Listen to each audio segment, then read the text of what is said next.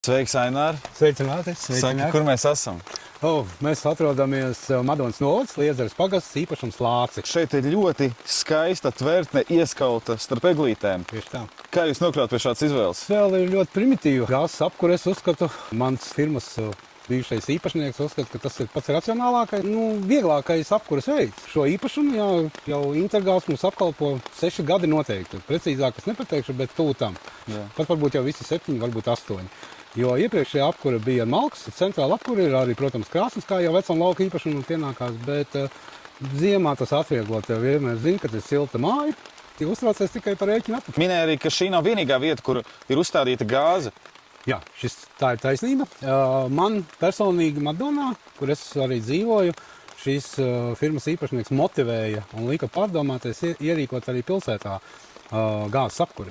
Un jā, tas ir to vērts.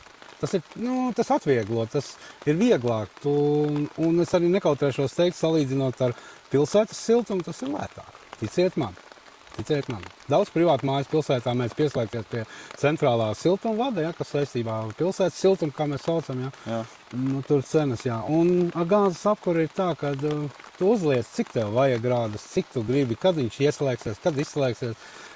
Šogad bija silta ziema, pagājušajā apkures sezona, bet bija gara. Mēs vēl jūnijā kurinājām brīžiem māju. Jā. Lai cik tas smieklīgi neizklausītos, kaut gan pilsētā jau sen mājā strikti viss. Gaisa temperatūra ir tāda, un jums nepienāks siltums. Slēdziet sildītājs. Pagriezt tikai radiatoru un viss notiek. Paldies tev, Ainār, par foršo pieredzi stāstu. Mums ir tiešām prieks, ka mūsu klienti ir apmierināti ar mūsu sniegto servisu pakalpojumu. Un es teikšu tā, lai šī saruna kalpo kādam, kurš vēl domā par to, vai ņemt vai neņemt, kā motivācija, ka tomēr ir labi paņemt to gāzi un ielikt savās mājās. Jā, es tam piekritīšu. Tas tiešām, ticiet man, varbūt kādam kaut kas biedē. No tā nevajag baidīties. Nevajag baidīties no jauniem izaicinājumiem, bet tas atvieglojums. Laikam, kamēr pats tu neesi to izbaudījis, to labklājību, kas nāk no Intergāzes puses, kad tiešām ieslēdz, temperatūra ir.